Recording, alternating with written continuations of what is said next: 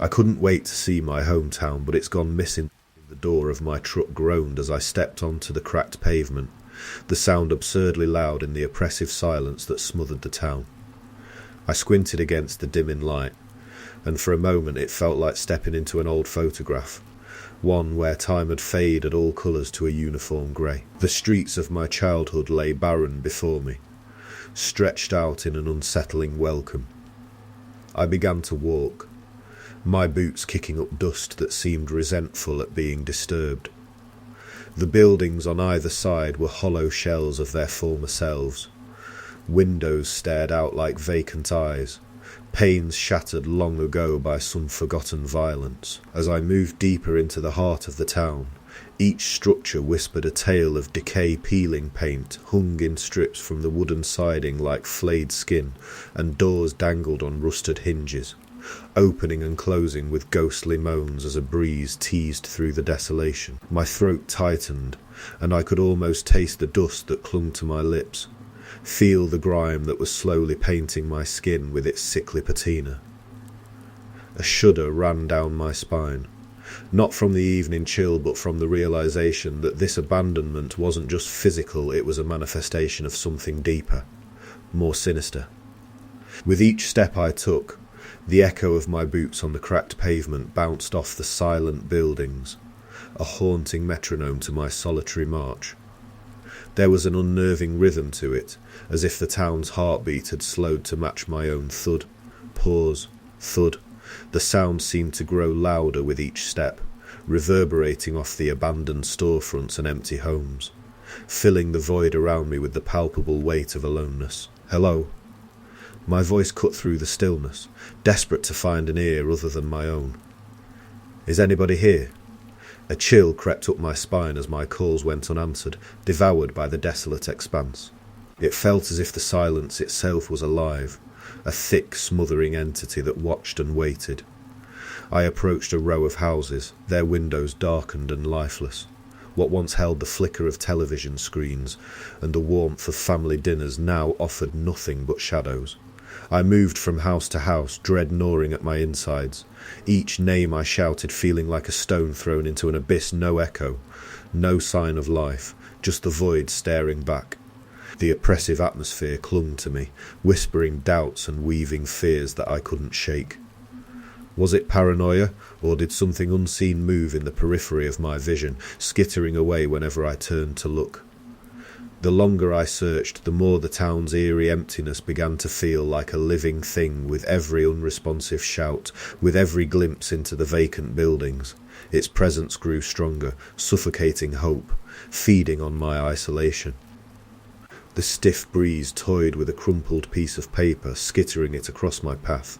I lunged for it, fingers trembling as they smoothed out the weather-worn edges against my thigh. It was a photograph, faded from sun and time, depicting a crowd of townsfolk gathered in what looked like the town square. Their faces were etched with fear, eyes wide and mouths agape, as if they had seen the gates of hell itself swing open before them. I brought the picture closer, squinting to make out the details, but the faces resisted recognition, blurred by the elements and perhaps by something more sinister. A chill ran down my spine, not from the wind that howled through the empty streets, but from the realization that these people, my people, had faced something incomprehensible. As I pocketed the photograph, the paper crackled, a stark reminder of the silence around me. The unease I'd felt since returning here morphed into something sharper, a pointed dread that pricked at my conscience. These familiar streets now seemed like a cryptic puzzle, each turn holding the potential for grim discoveries. With every step, my resolve hardened. Curiosity clawed at the back of my mind, urging me to delve deeper into the town's mysteries. The photograph was a clue, a silent scream captured on film, and I would be the one to give it voice. My heart thrummed with a rhythm fueled by equal parts dread and determination, propelling me forward. I pushed open the library door, its hinges protesting with a shrill screech that shattered the silence like glass. The once hallowed halls of knowledge were now nothing more than a desecrated mausoleum of memories and dust. My boots left imprints on the carpet of grime as I waded through the cobwebs draping from the sagging shelves. "Hello?" My voice fell flat, devoured by the musty air and the oppressive quietude. Not a whisper returned. Not even the scamper of a rodent's feet. It was as if the very life had been sucked out of this place, leaving behind only stale despair. The photograph weighed heavily in my pocket, a leaden talisman urging me onward. Among the petrified faces, one had anchored itself in my mind, a woman whose eyes held a glint of defiance amidst the terror. Her features were achingly familiar, etched into the recesses of my memory where longing had forged deep grooves. A table lay ahead, hidden in the gloom, its surface a landscape of abandonment. My fingers brushed against something cool and metallic, a pendant. Its delicate chain was tangled, tarnished by time and neglect. My hands trembled as I picked it up, heart seizing in a mixture of recognition and sorrow. "Jane," I murmured, her name an incantation of a past I'd thought buried. It was hers. I would recognise the way the silver caught the dim light anywhere. How it used to dance around her neck back when the world was still bright and brimming with possibilities. A wave of nostalgia threatened to consume me, but fear cut through it like a blade. Why was it here, lying among the ruins? What did it mean? Clutching the pendant, I felt the sharp edges of reality digging into my palm. This talisman, much like the photograph, held answers I wasn't sure I wanted to find. Yet retreat was not an option. Whatever malevolent force had taken hold of my hometown, it had ensnared Jane too. Got to keep moving, I told myself again, voice barely above a whisper. But there was no comfort in the sound this time. It was a hollow echo in a chamber of secrets waiting to be unearthed. With each step the shadows seemed to lean closer, as if eager to divulge their horrors to someone, anyone, who dared listen. I pocketed the pendant next to the photograph, the metal cold against my skin, a constant reminder of the enigma at hand. Fear curled around me like a tangible thing, yet it propelled me forward. For I knew that within the darkness, truth awaited truth and perhaps Jane. The metal of the pendant bit into my flesh as I squeezed it tighter, the contours of its design etched into my grip. My thoughts were a tempest, swirling with the need to find Jane and the dread of what that would entail. Every possible scenario played out before me, each more grim than the last. The air felt heavier with every step towards the old church at the end of Main Street. Its steeple, once a beacon of faith, now loomed ominously against the grey sky. The rusted gates protested as I pushed them open, their wails a forewarning of the desolation I was about to witness. I hesitated on the threshold, the scent of decay washing over me, a miasma of mould, mildew, and long-lost devotion.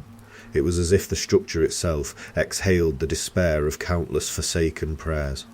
The pews were coated in dust, untouched for years, and the altar lay barren, stripped of its sacred purpose. "Jane," I called out again, the sound carving through the stillness. There was no reply, only the softest of whispers that seemed to emanate from the walls themselves. Was it the echo of my own voice, or something more sinister? My fingers curled around the pendant, using it as an anchor to reality. I couldn't shake the feeling that I was being watched.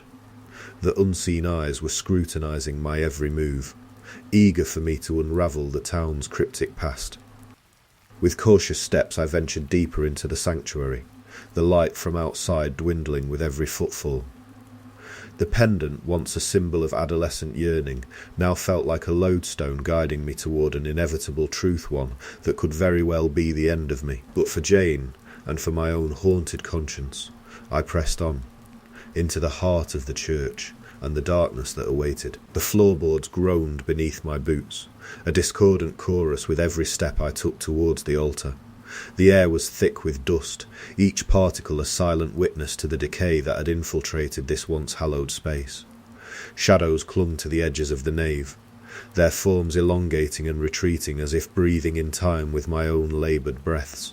I could almost hear the ghostly echoes of past sermons, now replaced by a silence so profound it was its own kind of noise. As I approached the pulpit, my hand brushed against the cold stone, the sensation like a jolt of electricity urging me closer to something unseen.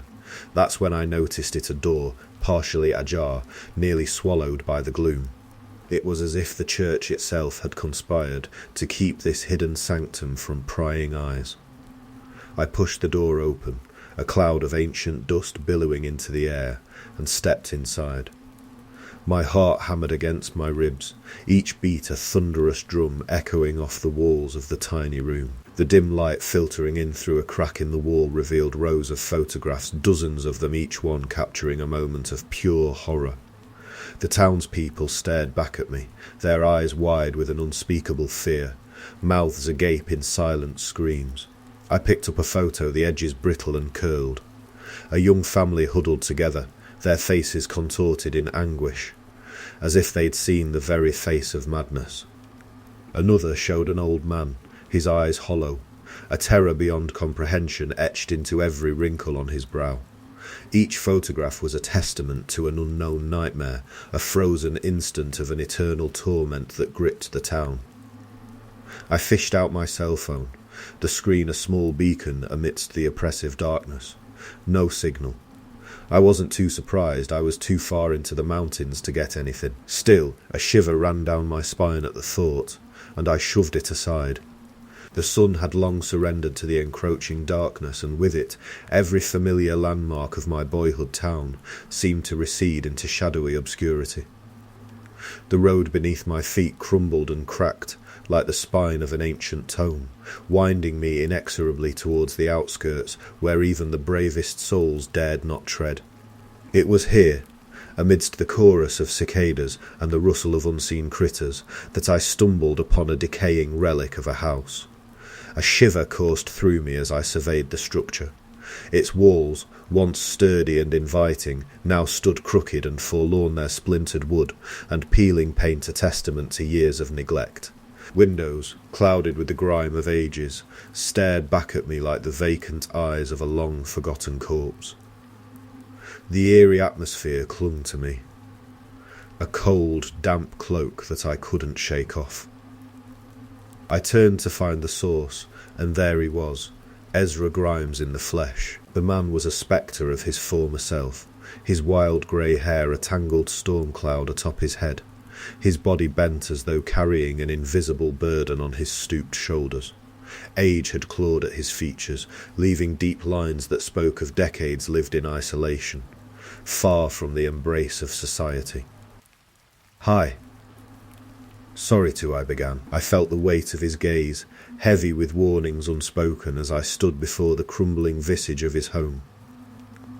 The night was closing in, wrapping its black fingers around what little courage I had mustered.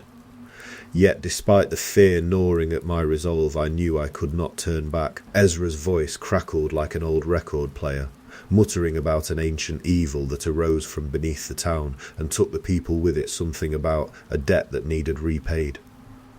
He lived outside the town for fear of it, yet couldn't escape altogether. I hastily finished my apologies and hurried away as fast as I could without running. I started back in the direction I thought I had parked, my mind preoccupied with the wild tales I'd been subjected to out of nowhere. I had heard about Ezra, but only from my parents' warnings about him and gossip around town growing up.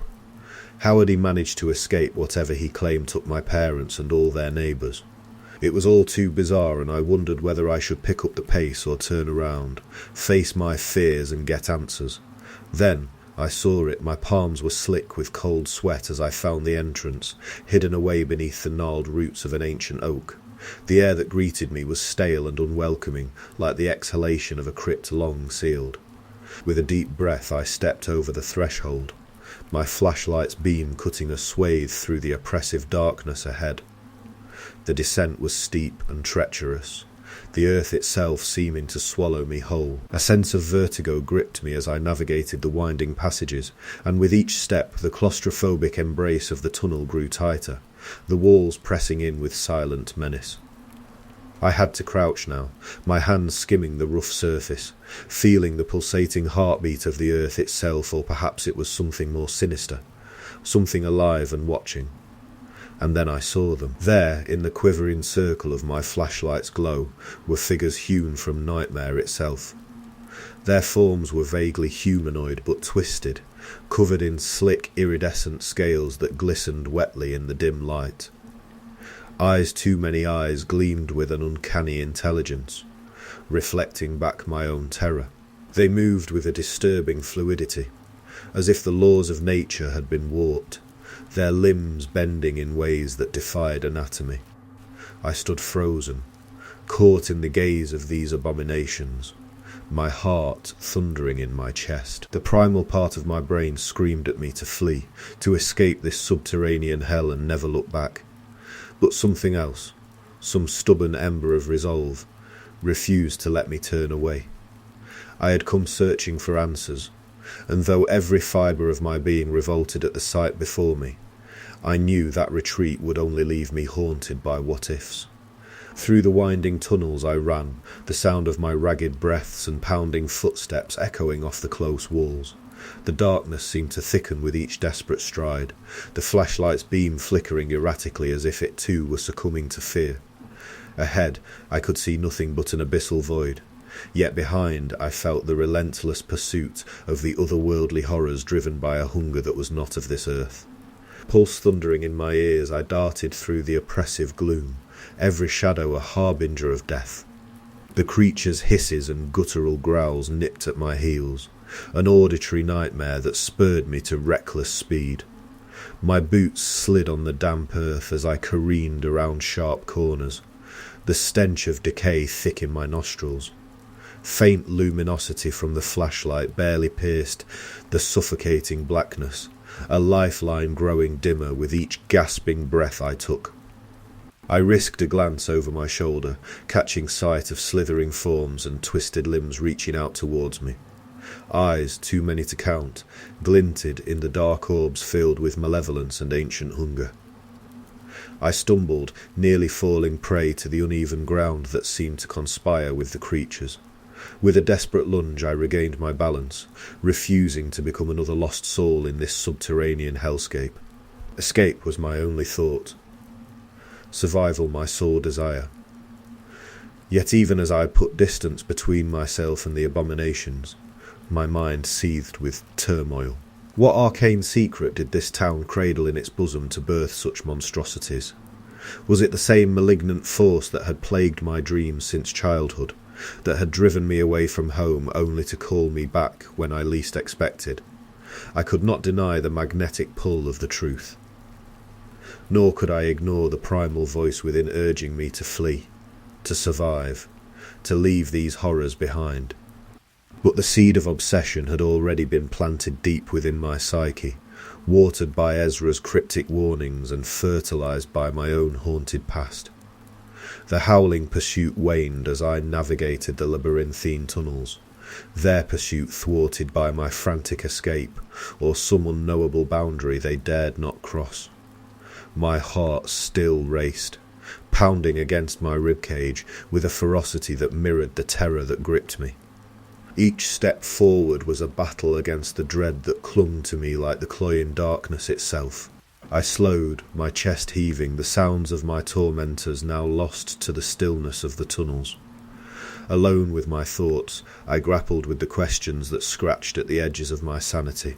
Could I turn my back on this eldritch enigma, content to live in ignorance while shadows danced at the periphery of my vision? Or was my fate inexorably entwined with the grotesque revelations that lurked beneath? A shudder passed through me, a chill that transcended the cold air of the underground. Driven by fear and an insatiable need for answers, I trudged onward, the weight of my choices heavy upon my shoulders. The darkness seemed almost sentient, whispering promises of madness and despair, yet I pressed on, for the truth, however horrific, was the only light I had left in this abyss. Each footstep reverberated off the cold stone walls, a hollow sound that seemed to underscore my isolation. The rhythmic echo served as a grim reminder of the distance I had put between myself and those otherworldly creatures, but it did little to quell the fear that coursed through me. My breath was ragged, the remnants of adrenaline still burning in my veins as I retraced my steps through the serpentine tunnels, driven by a mix of dread and an unwavering need to understand the dark transformation that had beset my once familiar hometown.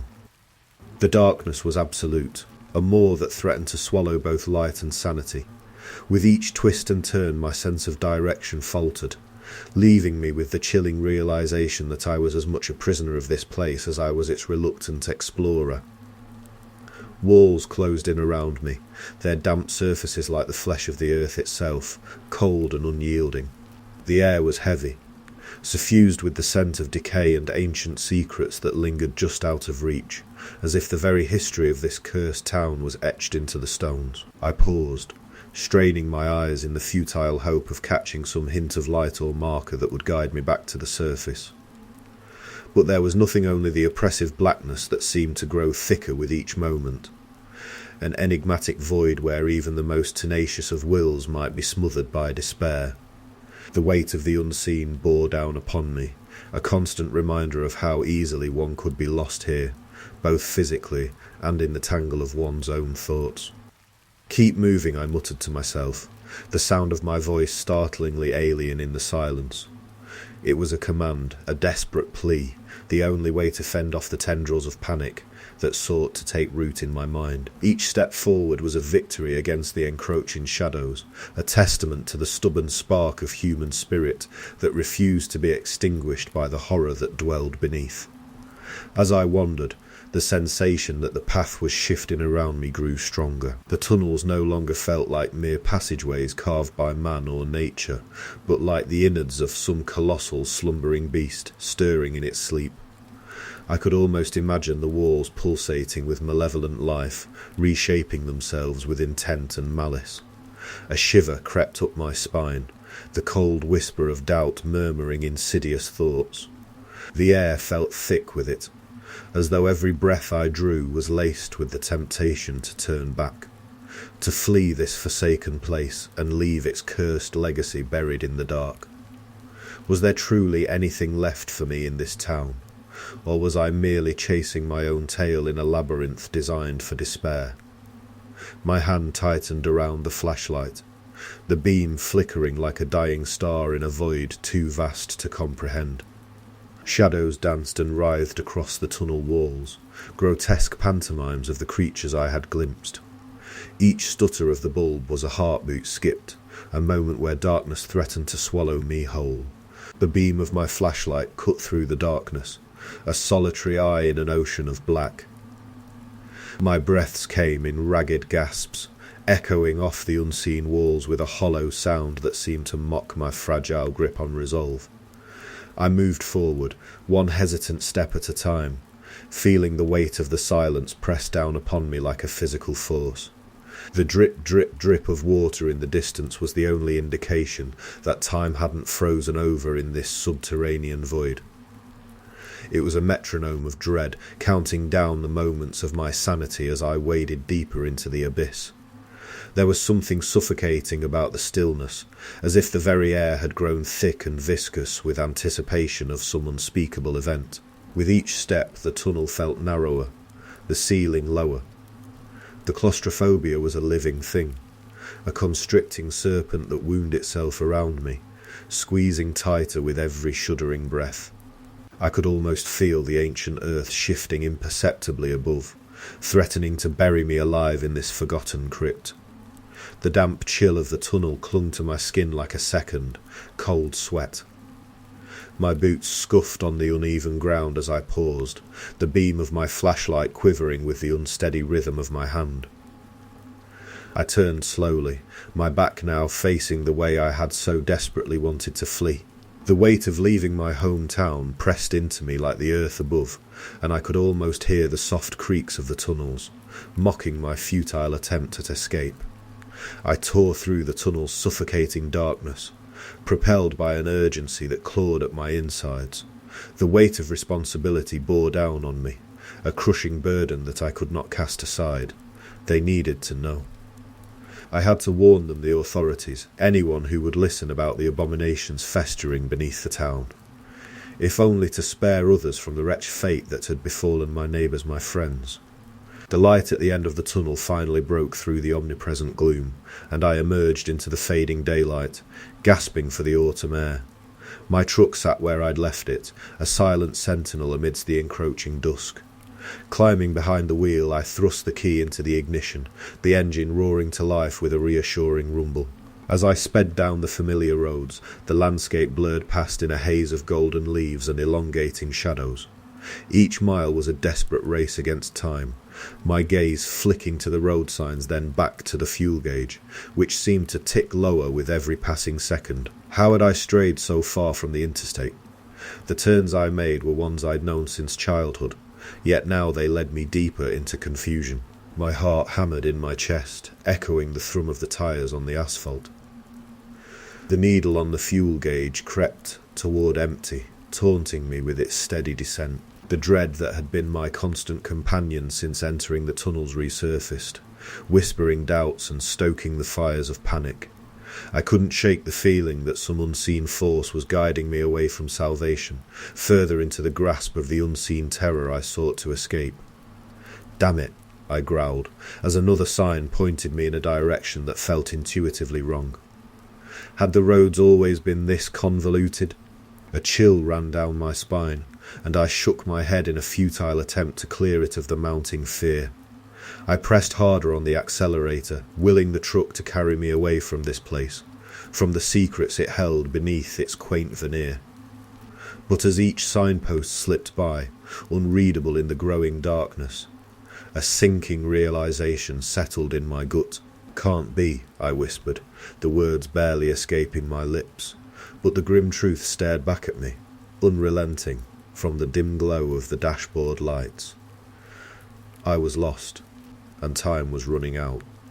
My grip on the steering wheel tightened, knuckles white as bone as I squinted into the inky blackness ahead. Each turn took me further from the interstate, each fork in the road a twisted choice in a game with unseen rules.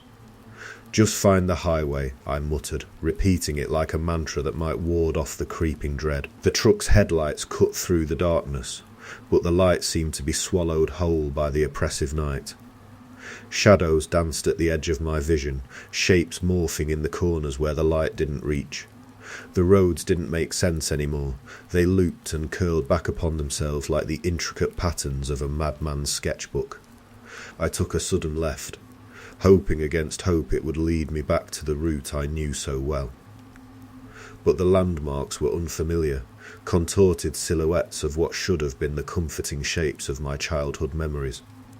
Trees leaned in close, their branches scratching against the side of the truck with the sound of nails on a coffin lid. And then, as the last dregs of fuel sputtered, the engine gave a final, protesting whine and fell silent.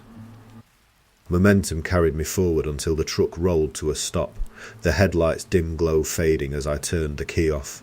I sat there, a man marooned in his own seat, staring out at the town that should have been miles and worlds away. Back here? How? The words were a strangled gasp.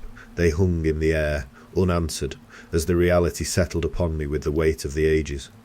The outskirts of my hometown loomed like a monolith, a cruel sentinel that refused passage. A hysterical laugh bubbled up, unbidden. This was madness, surely, yet here I was, back where I had begun, the irony as bitter as bile. I swallowed the lump in my throat, a bitter cocktail of dread and resignation sliding down with it. With trembling hands, I turned the truck key once more. The engine choked and sputtered, but refused to ignite. There was no running from this. The tunnels awaited, a sprawling catacomb that held the key to understanding the malignancy I had witnessed. I could feel the weight of the earth above as I approached the gaping maw that would lead me down into the very bowels of the unknown. My resolve steeled me, even as uncertainty gnawed at my mind. What lay ahead was unfathomable. With one last glance at the night sky, I stepped forward, descending into the tunnels beneath the town on foot, the shadows swallowing me whole. The iron rod felt cold and unyielding in my grip, a rusted relic scavenged from the desolation that had once been a vibrant community. In another life, it might have lain forgotten, buried under weeds and detritus. Now it was my only weapon against the darkness that lurked beneath the earth. Its weight was reassuring in my hands, a counterbalance to the ethereal dread that clung to my thoughts like cobwebs. I hefted the large flashlight, its beam a feeble promise of illumination in the Stygian depths I was about to traverse. The bottle of water, my sole concession to survival, slid into my pocket with a soft slosh, a reminder of how quickly the body could fail even as the spirit fought on. With each step towards the gaping entrance of the tunnels, my heart drummed a staccato rhythm, the echo of my boots on hard ground merging with the cadence of impending doom. The air grew cooler, the comforting sense of the world above fading into a memory as I descended. Every sense was sharpened, every shadow seemed an omen, every sound a potential harbinger of unseen malevolence.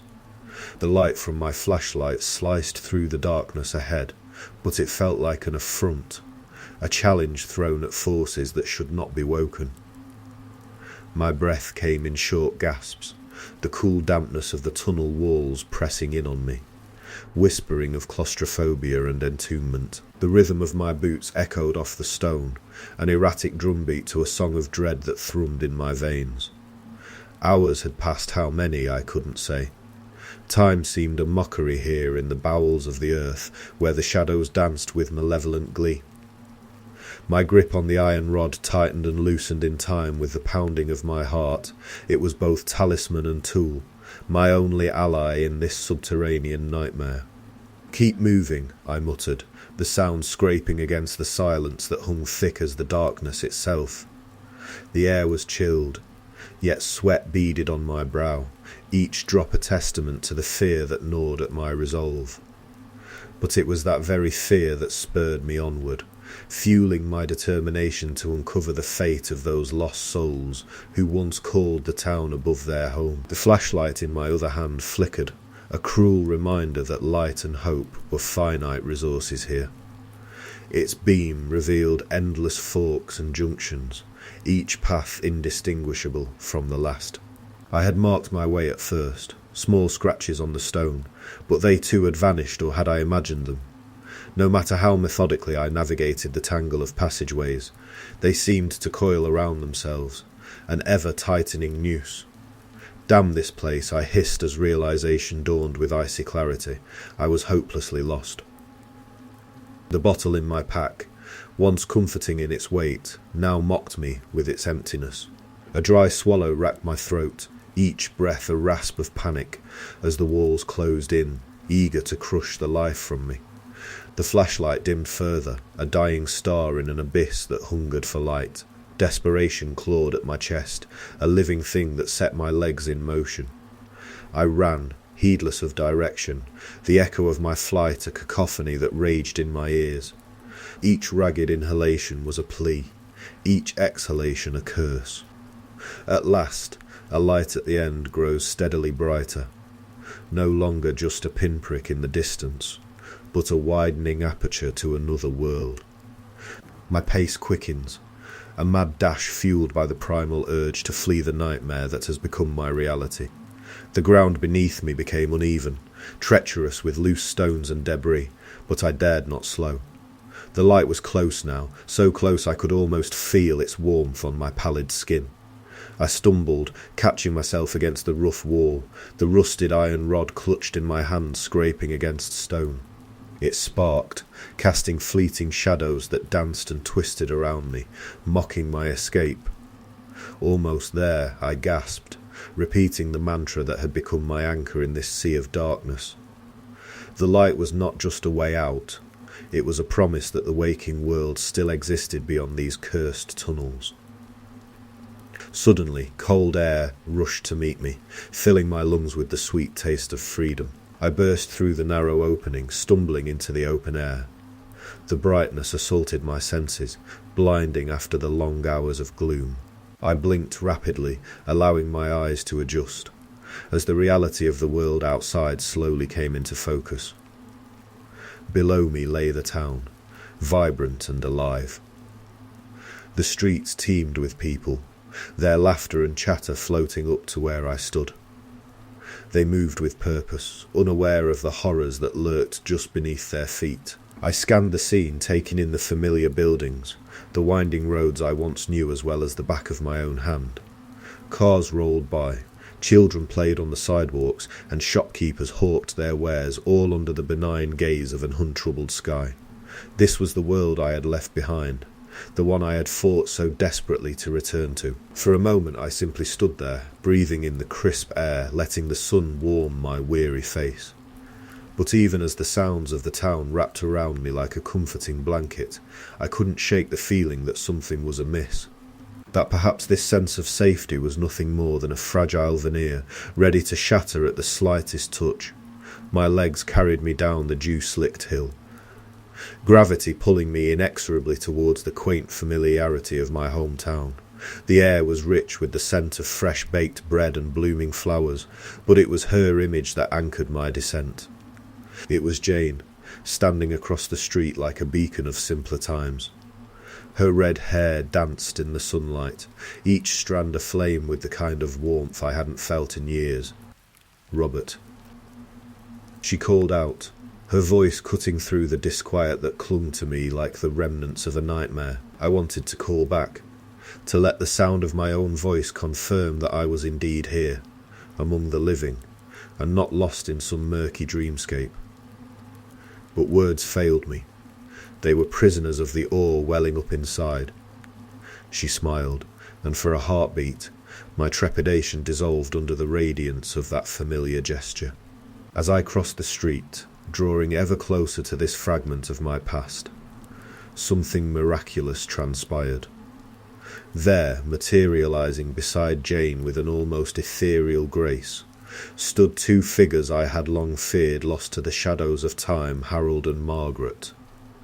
My parents. The sight of them alive, vibrant, unmarred by the abyss that had threatened to consume us, all filled the hollows within me, smoothing over cracks formed by years of running, fighting, surviving. And in that moment, as their joy washed over me, the weight of 1,000 sleepless nights began to lift. But even as relief surged through my veins, I could not fully shed the cloak of paranoia that had become my second skin. The memories of unspeakable terror, which only hours before had been my reality, lingered at the edge of consciousness, whispering that this respite might be fleeting, that the fight might not truly be over. Yet for now I allowed myself to bask in the light of their smiles, to cling to the hope that perhaps, just perhaps, we could reclaim the life that once was. The clamour of daily life in the town square enveloped me, its familiarity a soothing balm on my frazzled nerves. Laughter tinkled from nearby cafes, mingling with the steady hum of conversation and the occasional bark of a dog chasing errant pigeons. I was an island in the stream of townsfolk, their faces a blur of contentment that stood in stark contrast to the stormy countenance that had been my constant companion for so long. "Robert, you're home." Jane's voice reached me again, and it resonated within like the peal of a bell in a long abandoned church. I looked into her eyes, those twin beacons of warmth, and felt the icy tendrils of fear begin to thaw. The scent of fresh baked bread wafted over from a stall, tickling memories of childhood when life was simple, unmarred by the knowledge of things that lurked in unseen places. Harold clapped a hand on my shoulder, a gesture so ordinary yet so profound, and Margaret's gentle touch on my arm anchored me to the here and now. "Look at you," the prodigal son returned, Harold said, his voice rich with pride and something akin to disbelief. "Can you believe it?" Margaret added, her voice soft as velvet, but it held the steel of enduring love. For a breath, a single crystalline moment, the past horrors receded into the murky depths from which they'd sprung. My pulse slowed, no longer the drumbeat of flight or fight, but the rhythm of life, of belonging. Here, among these souls who knew my name, my story, my scars, I had come home at last.